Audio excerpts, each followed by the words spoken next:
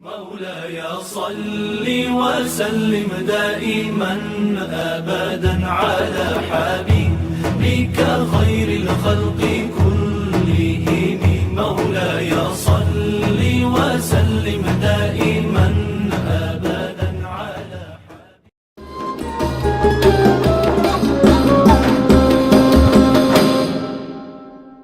بسم الله الرحمن الرحيم.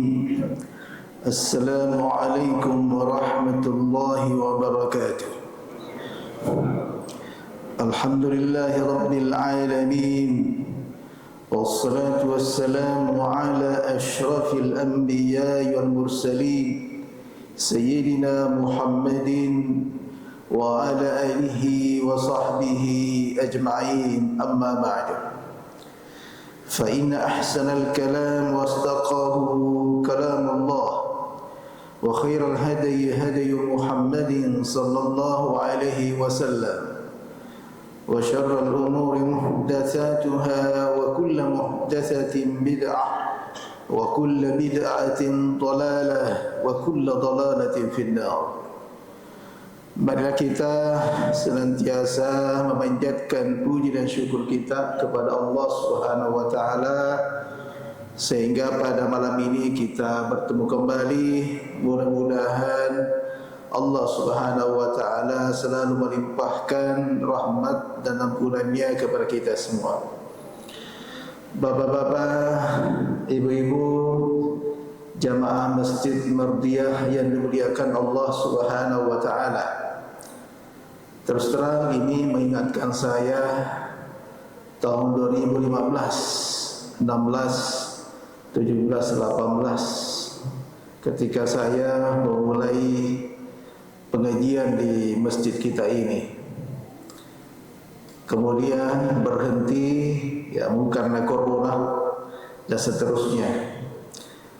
Namun yang membuat saya sedih, sudah banyak jamaah kita yang meninggalkan kita. Banyak ya, atau 2-3 nih? Enggak banyak. Oh, ada 30, banyak berarti. Ya, saya tadi buka-buka video yang direkam oleh almarhum Muhammad Nur. Saya nonton sama-sama dengan Pak Abbas. Ya, sedih juga. Pas di muka yang bertanya itu Pak Saleh almarhum. Beliau menanyakan apa hukumnya mandi junub di perahu dengan air laut. Kebetulan saya ini bernafsu dengan istriku, sehingga terjadilah yang terjadi. Akhirnya saya tidak tahu mau mandi dengan air laut atau tidak. Nah, itu pertanyaan. Silakan dibuka di YouTube, pertanyaannya apakah boleh mandi junub dengan air laut. Itu langsung terbuka di YouTube. Nah, semoga ini bisa kita teruskan kembali. Dan saya tahu bahwa jamaah kita ada jamaah-jamaah yang baru, dan alhamdulillah yang senior-senior, khususnya Pak Zainal Abidin, beliaulah yang mendaftarkan saya sehingga saya bisa memberi pengajian di masjid kita itu.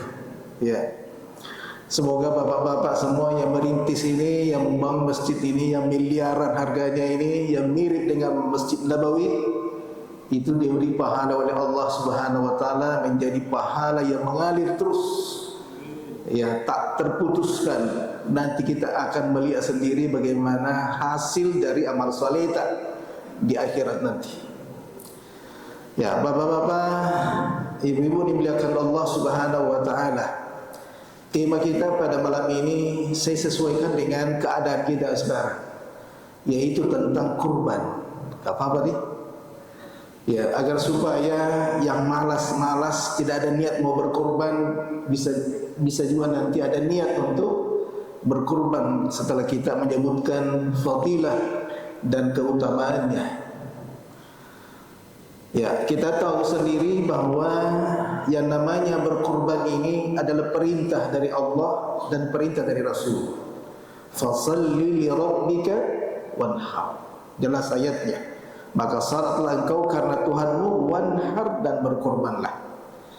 Kemudian ayat mengatakan wal badana ja'alnaha lakum min sya'airillah. Wal badana ja'alnaha lakum min sya'airillah. Unta yang disembelih untuk kurban itu adalah syiar bagi Allah, syiar dalam agama kita. Jadi artinya bahwa kurban itu bukan hanya suatu perintah, tetapi itu adalah syiar dalam agama kita. Nah, kalau itu syiar, artinya bahwa bagaimana agama Allah ini kita sebarkan kepada seluruh umat manusia, dan mereka mencontohi dan memahami kenapa disuruh dan kenapa dilarang. Ya, itu hikmah kenapa harus menjadi syiar. Dan memang kita ini umat Islam ini berdakwah secara bilhal. Jadi keadaan itu yang membuat kita berdakwah tanpa kita ucapkan. Makanya kurban yang kita mau sembelih itu disunatkan ditulis kurban. Ya. Jadi setiap lewat kita Allah sapi kurban, kambing kurban. Jadi ada tandanya khusus sehingga orang yang melewatinya menghormati, menyayangi binatang itu. Karena ini adalah ibadah.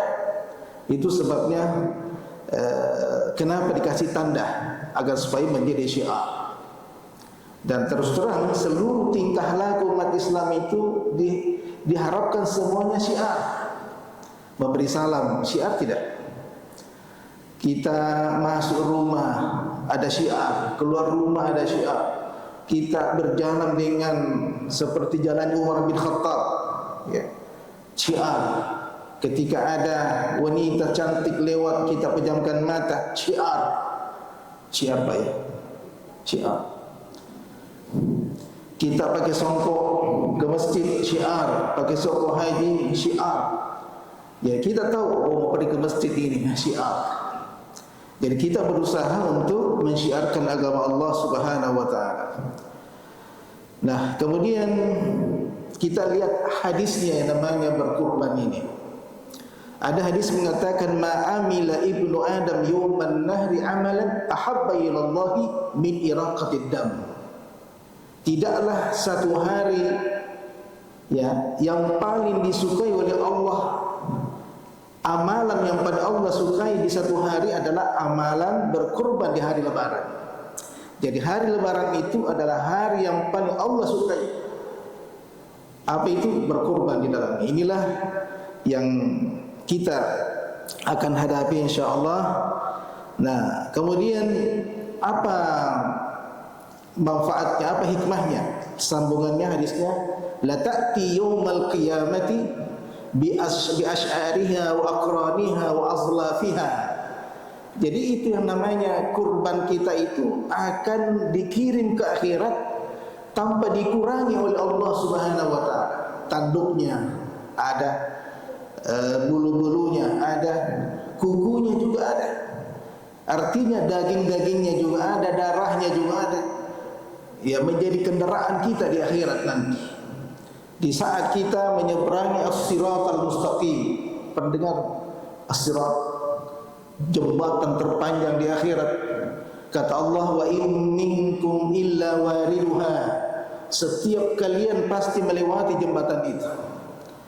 Nah, kalau bukan rahmat dan pertolongan Allah, bagaimana bisa kita melewati? Perjalanannya 3000 tahun, Pak, sebuah riwayat. Berapa tahun? Bukan 2 tahun, 3000 tahun. 1000 tahun naik, 1000 tahun lurus, 1000 tahun turun. Pernah kita lihat jembatan begitu? Di akhirat kita akan lihat. Dan semua manusia pasti melewati itu. Dan pada saat itu yang kita minta kepada Allah bukan surga, tapi bagaimana bebas dari api neraka yang kita lihat dengan mata kepala kita. Yang kita lihat dengan, wih, api neraka jahanam di bawah jembatan itu. Makanya dalam Al-Quran itu alhaakumut takatsur hatta zurtumul maqabir kalla sawfa ta'lamun thumma kalla sawfa ta'lamun kalla law ta'lamuna ilmal yaqin latarawunnal jahim thumma latus'alunna yawma idhin 'anil. Apa bedanya ilmul yaqin, ainul yaqin dengan hakul yaqin? Ada yang tahu? Pernah dengar ini? Ada bedanya. Ilmu yakin, ainul yakin, hakul yakin. Ilmu yakin adalah berita yang datang dari Allah, tidak bisa dibantah kebenarannya. Ketika Allah mengatakan setiap manusia akan melewati jembatan itu dan di bawahnya ada api neraka, itu apa itu? Berita atau tidak? Bisa dusta, bisa benar. Betul? Bisa kita dustakan, bisa kita benarkan. Kenapa? Karena belum terjadi. Nah, ketika kita meninggal dunia, semua digiring ke depannya Siratul Mustaqim, baru kita lihat disebutlah ainul yaqin. Betul Allah. Apa kata Allah? Persis, tidak ada bedanya. Ya, makanya ketika Al-Quran itu bicara tentang hukum-hukum alam, hukum pasti, bagaimana sebab terjadinya hujan, sebab terjadinya laut, sebab terjadinya gunung, kan ada semua dalam Al-Quran. Betul? Tidak ada yang salah. Ya, yang bapak yang ahli kimia, kalau kita buka Al-Quran, persis tidak ada yang berbeda. Maka disebutlah itu i'jazul ilmi fil Quran. I'jaz artinya apa yang diberitakan oleh Al-Quran 1500 tahun yang lalu ditemukan zaman sekarang tentang minyak. Al-Quran mengatakan tentang bahwa minyak itu berasal dari pohon hijau dalam surah Yasin. Ya, ada bisa ingatkan? Jawablah minasyajari akhbari nara wa antum minhu tuqidun, bahwa di pohon hijau itu kamu akan mendapatkan api dari di dalamnya. Ternyata setelah digali ternyata betul bahwa yang namanya minyak itu, gas itu dari pohon hijau asal mulanya. Ya, itu artinya apa? I'jazul ilmi. Nah, sekarang jadi apa yang disampaikan oleh Al-Quran tentang akhirat kita harus percaya, sebagaimana kita percaya tentang ilmu pasti di alam semesta. Sepakat? Kita kan sepakat nih, ini ilmu pasti di alam semesta. Tentang kedokteran, tibun nabawi. Kata Nabi, kalau di dalam lalat itu, kalau hinggap di air, kata Nabi, tenggelamkan. Kenapa? Karena di salah satu sayapnya ada obat penawar. Kalau tidak ditenggelamkan, maka obat penawarnya tidak keluar untuk membunuh racun daripada lalat itu. Ini dibuktikan kebenarannya. Kalau kita percaya ini, maka wajib juga percaya tentang akhirat. Betul? Ya, jangan hanya percaya hukum alam, tapi akhirat kita tidak percaya. Nah, pada saat kita cemplung masuk ke dalam api neraka, apa namanya? Hakul yaqin. Panas betul itu api neraka itu. Kita terbakar di dalam, disebut hakul yaqin. Ini yang kita takutkan, semoga kita tidak cemplung. Nah, makanya dengan kurban ini, kata ulama kita, dia akan menjadi kendaraan kita secepat kilat menyembah. Ya Allah, saya tidak mau masuk surgamu, yang penting aku bebas dari api neraka ini. Kata Allah, betul? Iya, itu saja yang saya minta. Diloloskan oleh Allah. Sekarang apa kau minta?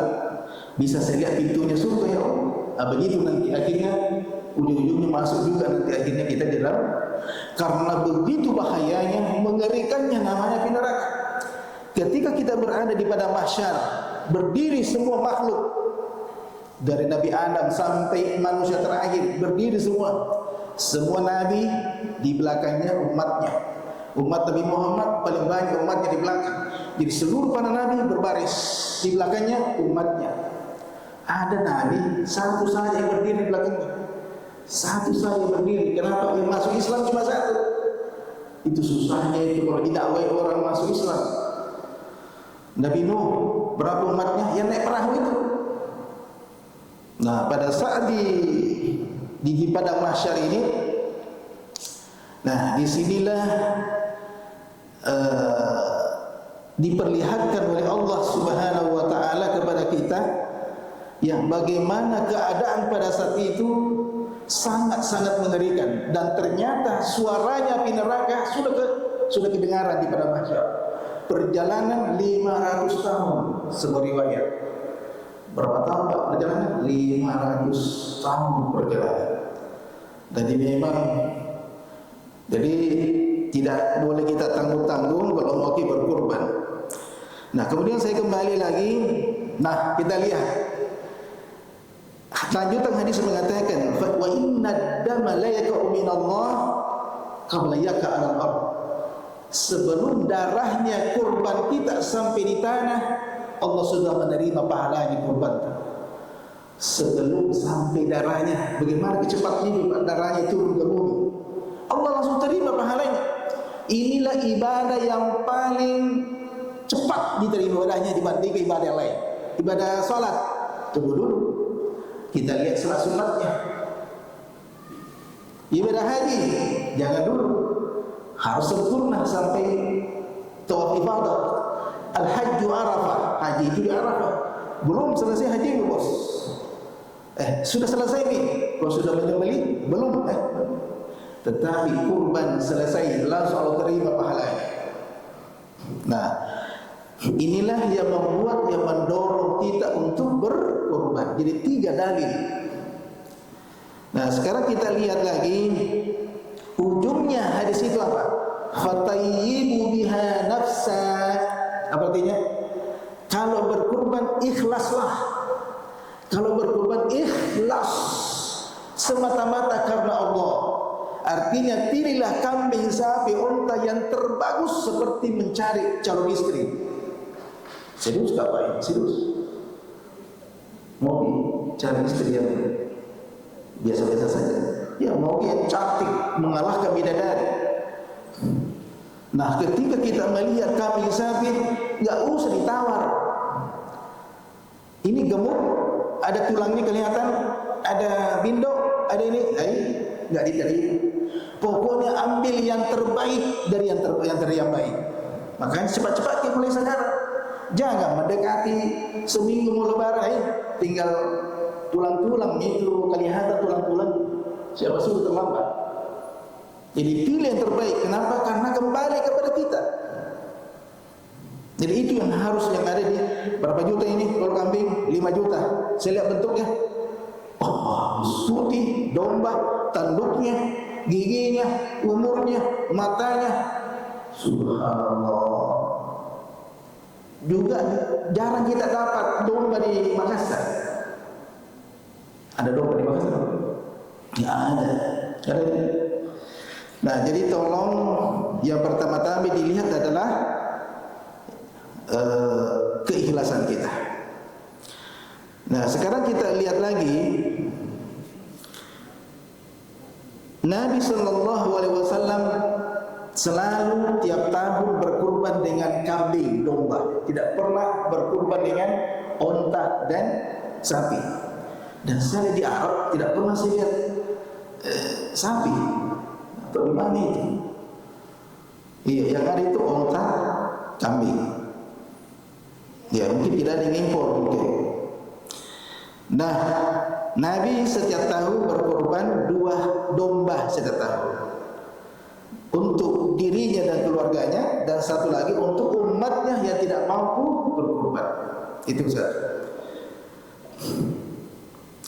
Nah, kemudian sebenarnya kan sejarah dari kurban ini kan kita tahu semua, betul Bapak ya?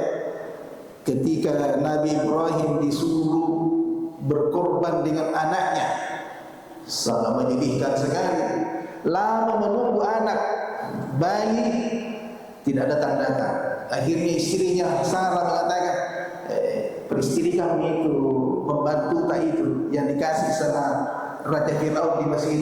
Jadi Hajar itu adalah hadiah yang diberikan oleh Raja Mesir kepada Nabi Ibrahim. Itulah yang menjadi pembantunya, mengangkat ini, memasakin semua. Karena lama tidak punya anak, maka beliau berusaha kalau ada istri seperti ini, istri yang menyuruh kita menikah lagi. Di Makassar kayaknya mustahil itu. Iya, itu istri, kalau lama menikah 10 tahun tidak punya anak, mengerti juga. Ini masih tak tahan suaminya, tidak boleh menikah. Betul bu? Astagfirullah. Jadi jadilah istri solehah. Yang namanya punya istri itu tujuannya mensucikan diri untuk bebas dari perzinaan. Tetapi ada selanjutannya, bagaimana punya keturunan. 10 tahun gak punya baby, tidak punya anak, bosan kan? Kita juga disuruh oleh Rasulullah, tazawwadul waludal walud, nikahilah wanita yang banyak anaknya. Apa maksudnya itu Pak? Nikahi wanita yang banyak anaknya. Nanti belum melahirkan, Nabi mengatakan nikahilah wanita yang banyak anaknya. Maksudnya sebelum menikahi, lihat keturunannya, ibunya berapa anaknya, kakeknya berapa anaknya. Oh 10, bagus itu, subur ini tahu. Nah, itu maksudnya nikahilah wanita yang banyak anaknya. Ini bagus nih, si Sarah menikah pakai Pak. Ini Maria, gak usah jauh-jauh. Kita kan mau punya anak nih. Ini langsung gembira sekali berakhir, nggak dikasih kesempatan. Dinikahi, pasti nikahi, tidak lama langsung hamil. Siapa? Hajar. Sarah cemburu.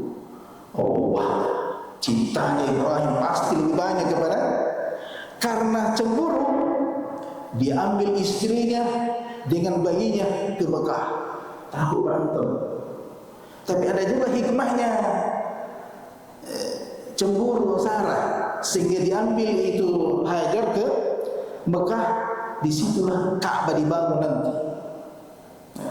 Kata Hajar, ya Ibrahim, saya mau ditinggal sendiri di sini. Ya, saya mau tinggal kau sendiri di apa namanya Pak? Tempat Ka'bah itu di kayak piring dia. Bahasa Indonesia ya, lembah. Jadi itu kan Mekah itu kan turun ke bawah lembah. Kata Ibrahim, ya saya mau tinggal kamu sendiri di sini. Apakah ini perintah Allah? Iya, perintah Allah. Kalau begitu tinggalkan Pak. Fa innallaha la yuhmiluni. Allah tidak akan menyia-nyiakan saya. Wah, imannya orang ini. Nah ini kalau kita seorang suami pelaut, salat tidur 2 rakaat, terus bilang kepada istri, saya mau tinggalkan. Ini perintah Allah, bukan. Larang betul. Ya, jadi salat tahajudnya dulu minta keridhaan Allah. Semoga istri kita terjaga di belakang. Nah betul, disitulah sejarahnya sehingga Nabi Ismail tumbuh. Ya, di situ ada Ka'bah. Ya, dan kemudian mau disembelih, perintah Allah Subhanahu Wa Taala. Itu singkatnya. Nah akhirnya pada saat mau disembelih diganti oleh Allah domba yang membawanya adalah malaikat Jibril. Ya, begitu dahsyatnya yang namanya cobaan dari Allah kepada Nabi Ibrahim alaihissalam. Nah itulah salah satu hikmahnya kenapa kita berkurban dengan binatang, domba atau sapi dan seterusnya, adalah imtithal min Allah, adalah perintah dari Allah. Yang kedua mencontohi Nabi Ibrahim. Terus yang ketiga apa? Kita berkurban li syukrillah, sebagai bentuk syukur kita kepada Allah. Bapak-bapak, kalau mau dianggap bersyukur, salah satunya caranya berkurban. Kalau ada niat tak mau berkurban pasti bisa. Betul? Kalau tidak ada niat, salah satu caranya kita dorong diri kita untuk bersyukur kepada Allah. La in syakartum la azidannakum. Siapa yang bersyukur ditambahkan rezekinya oleh Allah. Betul? Jadi kalau kambing berapa harganya? 4 juta umpamanya. Tidak sampai setahun Allah sudah ganti itu 4 juta itu. Karena kita menunjukkan syukur kita kepada Allah. Wah, luar biasa ini. Nah, kemudian yang kedua, baqaul insanu min amin ila am. Kenapa Anda berkurban? Saya berkurban karena saya masih hidup dalam keadaan sehat walafiat. Tetanggaku sudah banyak meninggal. Makanya sekali-kali kita ke kuburan, ke rumah sakit, ini sudah meninggal, tetangga ini. Alhamdulillah saya sehat walafiat. Nah, sebagai bentuk bahwa kita ini betul-betul sehat walafiat, maka kita berkurban daripada Allah mencabut kesehatan tak, mencabut nyawa tak. Jadi yang namanya berkorban ya memanjangkan umur kita, papalampe umur, membuat kita sehat. Kenapa? Di dalam kurban itu 1001 berkah. Jadi jangan disamakan dengan daging yang lain, Pak. Ini daging seperti biasa, ini kurban dimakan penuh berkah. Inilah yang membuat kita sehat walafiat.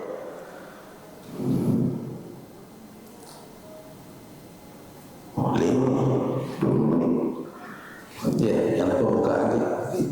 Ya, sekira ini mungkin yang kita sampaikan. Ya, mungkin ada yang mau kita diskusikan, ya silakan. Ya baik, terima kasih atas pemaparan materi yang sangat luar biasa dari narasumber kita yang sangat hebat ini. Karena ya, bentuk kurban ini sudah sekitar kurang lebih 17 hari Bapak dan Ibu sekalian. Jadi saya rasa topik kajian ini sungguh menarik untuk kita bahas secara mendalam. Jadi untuk sesi tanya jawab, dipersilakan untuk penanya yang ingin bertanya kepada narasumber itu silakan. Baik.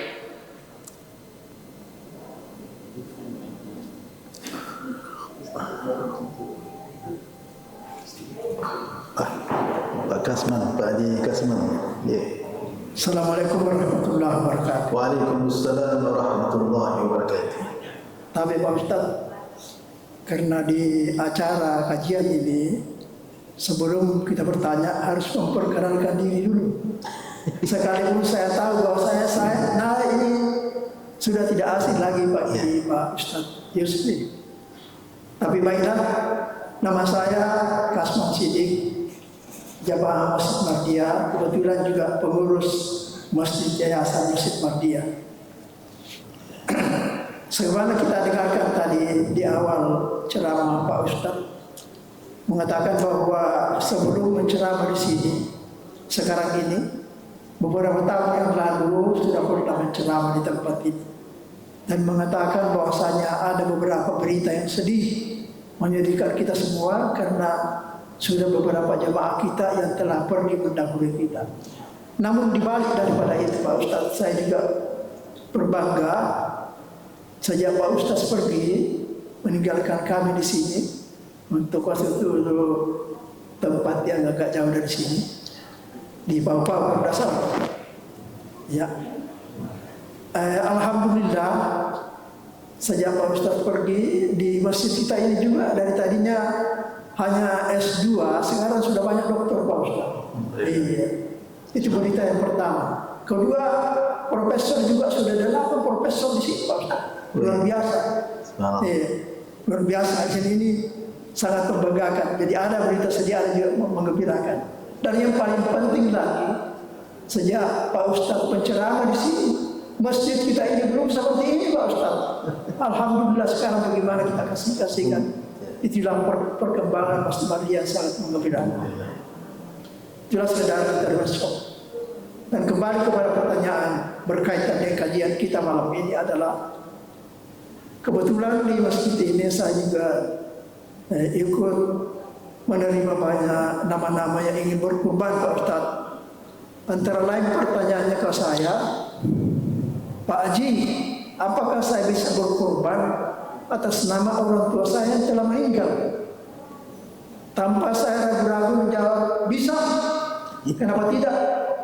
Karena saya berpikir, sedangkan kita belum melaksanakan suatu amalan, berniat saya sudah beramal, apalagi kalau sudah itu kita laksanakan. Jadi itu sehingga mendorong saya menyatakan bisa. Maka ada di antara beberapa jamaah sekarang ini berkurban atas nama orang tuanya yang telah meninggal dunia.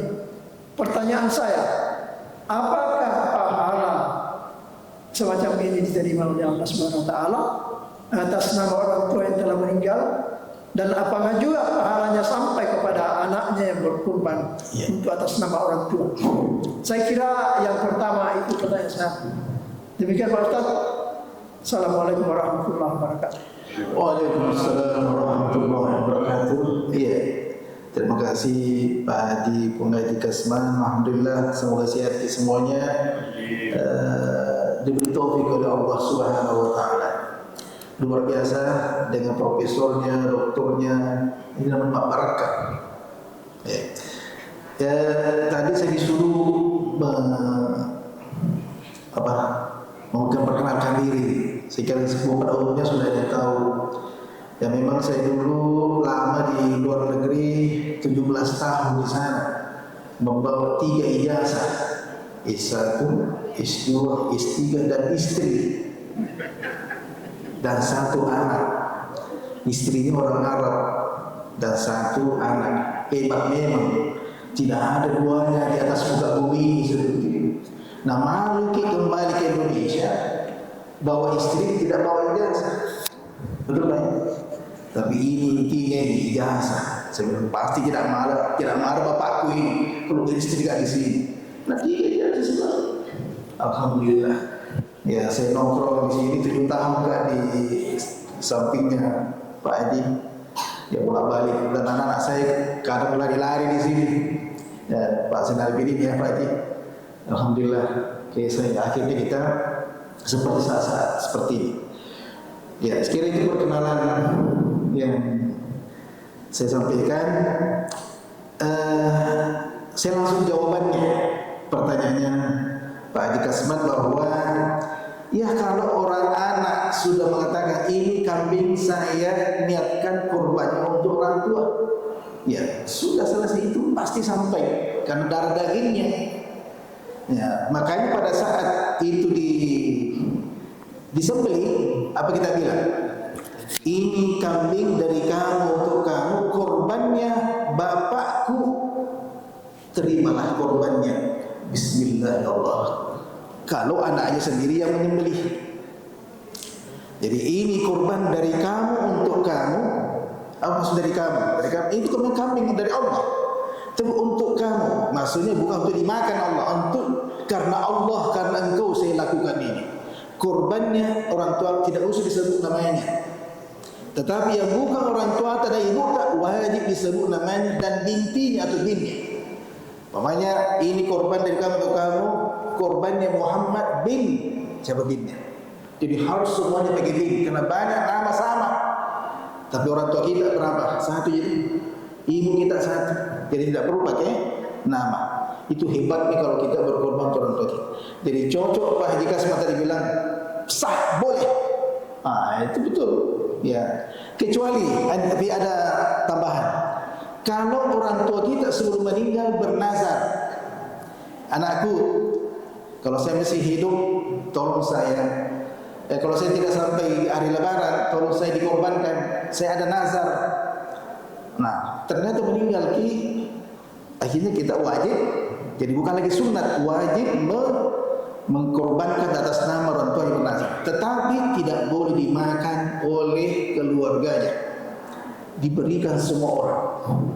Dimakan batal korbannya. Ya, seperti itu.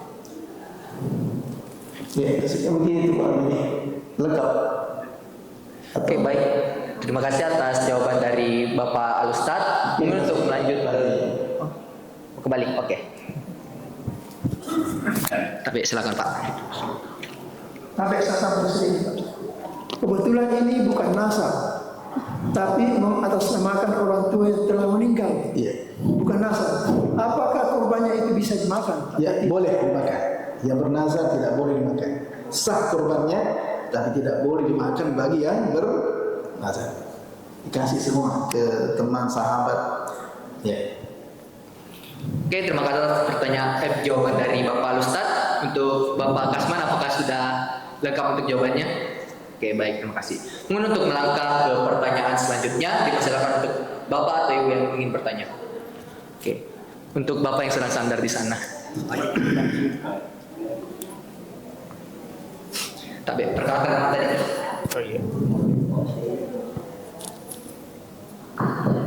Bismillahirrahmanirrahim. Assalamualaikum warahmatullahi wabarakatuh. Waalaikumsalam warahmatullahi wabarakatuh. Nama saya Damlan, Pak. Iya, aku kenal sekali. Iya. ini tadi sudah dijelaskan Pak Ustadz bahwa sejarah korban ini itu adalah domba. Nah, kemudian tadi dijelaskan juga di Mekah itu juga kurbannya selain domba adalah onta. Nah, sekarang kita ini berkorban sapi. Ini sebenarnya bagaimana sejarahnya ini sampai sapi juga bisa dijadikan korban? Nah, sedang kita tahu bahwa orang Hindu itu sapi itu dianggap sebagai Tuhan barangkali, bahkan sangat dihormati. Kalau di Jawa namanya kiai, ya. Kiai Slamet, ya itu Pak. Jadi intinya itu bagaimana sejarah sampai sapi ini bisa dijadikan sebagai korban. Terima kasih Pak. Ya, sebenarnya di zamannya Umar bin Khattab, Imam Ali, beliau itu sering sekali menyembelih sapi. Tapi Nabi tidak pernah menyembelih kecuali domba. Di zaman itu ada sapi. Tapi mungkin sekarang ini karena kalau sasu diimpor dari mana, akhirnya cukup. Nah, kambing saja luar biasa banyaknya. Jadi tidak perlu pakai sapi tadi. Nah, apa tadi Pak? Pertanyaan terakhirnya. Jadi kita ini kan di Indonesia, ya Hindu. Betul bahwa jadi Hindu atau khususnya di India itu dilarang umat Islam berkurban di sana. Ngumpet-ngumpet. Kenapa? Itu Tuhannya. Kotorannya saja dihormati, tidak boleh diinjak. Dongong-dongong, orang begitu di sana itu. Nah, jadi kita harus menyembelih, ya sampai nanti dilaporkan sama pemerintah, itu susahnya. Mungkin bagian pesisir atau bagian kampung-kampung mungkin bisa. Jadi itu bahayanya kalau bercampur baur kita dengan orang kafir yang mempertuhankan. Nah, mengenai masalah kita di Indonesia ini kan cari bagi domba, susah dapatnya. Jadi ini sudah cukup, jangan persulit diri. Yang penting, yang paling bagus itu warnanya, kesehatannya. Yang hitam belakangan kalau ada orang. Nanti kita sebutkan ciri-ciri yang terbaik untuk korban kita. Sekiranya seperti itu ya. Oke, untuk Bapak apakah masih ada untuk tanggapan lanjutan? Untuk Bapak mau bertanya juga Pak? Oke, silakan. Oke, perkenalkan nama tadi Pak. Assalamualaikum warahmatullahi wabarakatuh. Saya perkenalkan, nama saya Pak Ustaz. Kebetulan mantan tetangga juga Pak Ustaz. Nama saya Adi Abidin. Saya langsung ke pertanyaan Pak Ustaz. Kalau pikirnya itu untuk berkurban, kita sudah tahu semua ya. Kambing kan itu bisa untuk satu keluarga. Kalau sapi bisa dibagi bertujuh. Betul. Ya. Tapi ada saya lihat muncul sekarang fenomena bukan kurban, namanya sedekah kurban. Sedekah kurban ini banyak saya lihat. Sedekah kurban. Satu sapi bisa sampai 30 orang. Ada yang 100.000, ada yang 200.000, ada 500, ada 1 juta. Maksudnya 100 itu untuk beli kurban, dikumpul sampai membeli satu sapi. Katakanlah itu sapi 15 juta, ya sampai terkumpul. Dan itu juga dibagi-bagikan. Kebetulan itu saya pertanyakan, apakah ini sesuai dengan syariat kurban? Katanya ya kita lihat palanya saja, niat saja. Begitu penjawabannya. Makanya saya tanyakan sama Pak Ustaz. Saya kira itu saja. Terima kasih banyak. Syarat sahnya kurban itu harus dari uang kita sendiri. Tidak boleh saling membantu. Bisa tidak saling membantu di 100, enggak sah. Makanya ada hadis mengatakan man lahu sa'atan walam yurahi fala yuqarribanna musallana. Siapa ada orang yang mampu berkurban kemudian tidak berkurban, maka jangan dekati masjid kami. Itulah sebabnya Abu Hanifah wajib hukumnya berkurban.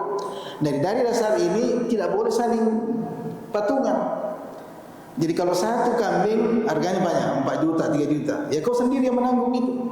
Kecuali kalau seorang anak memberikan kepada orang tuanya, ini kambing untuk korbanmu mah, saya hibahkan untukmu. Nah, berarti dihibahkan kepada orang tuanya sehingga dia bisa berkorban di kampung.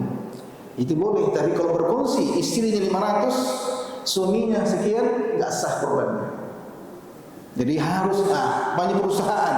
Ayo silakan berkorban. Perusahaan tidak tahu hukumnya. Nah, kalau perusahaan ingin memberikan hadiah kepada 7 pegawainya karena dia punya ya ada dibanggakan dia berhasil, ya ini 7 orang untuk 1 sapi, dihadiahkan boleh karena sudah diberikan kepada 7 orang itu. Nah, setiap satu dari 7 itu diniatkan untuk keluarganya yang wajib dinafkahi, ibunya masuk, istrinya masuk, anaknya masuk. Tetapi boleh juga sunnatu ain. Itu namanya sunnah apa tadi? Sunnah kifayah tadi namanya. Jadi saya berkorban terus saya masukkan keluarga, apa namanya? Sunnah kifayah. Terus ada namanya sunnatu ain. Kambing ini saya sendiri yang berkorban dan pahalanya untuk saya sendiri. Saya tidak bagi-bagi. Itu boleh minimal sekali seumur hidup, kata Imam Syafi'i.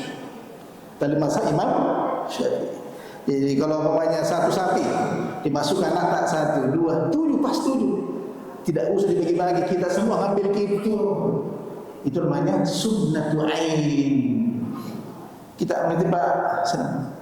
Alhamdulillah. Oke, baik, itulah dia mungkin menjadi pertanyaan terakhir untuk sesi tanya jawab pada kajian kita pada malam hari ini. Mungkin untuk sebelum menutup kajian kita pada malam hari ini, dipersilakan kepada narasumber kita yang sangat luar biasa untuk memberikan sepatah kata untuk menutup keseluruhan kajian kita pada malam hari ini. Dipersilakan. Terima kasih Ananda IMSI yang luar biasa yang telah memberikan sebagai wasatah untuk berlangsungnya kita punya. Ya, jadi saya mau sampaikan begini Bapak Ibu. Kalau kita ada niat mau berkorban, mulai sekarang diceleng-celeng di wanta, Allah akan memberikan rezeki kepada kita. Pasti ada jalan keluar. Jadi rokok tak itu dihentikan dulu. Per hari berapa rokok Pak? 40.000. Ya, hentikan dulu untuk berkorban. Ya, sekira seperti itu. Banyak cara untuk berkorban. Amin. Bismillahirrahmanirrahim. Alhamdulillah wassalatu wassalamu. Allahumma iftah alaina fil alamin. Allahumma yassir wa la tu'assir kam yassartahu wa la kathir min ibadik. Wa qina fadlika man siwak wa sallallahu wasallam alaihi walhamdulillahi alamin. Al-Fatihah.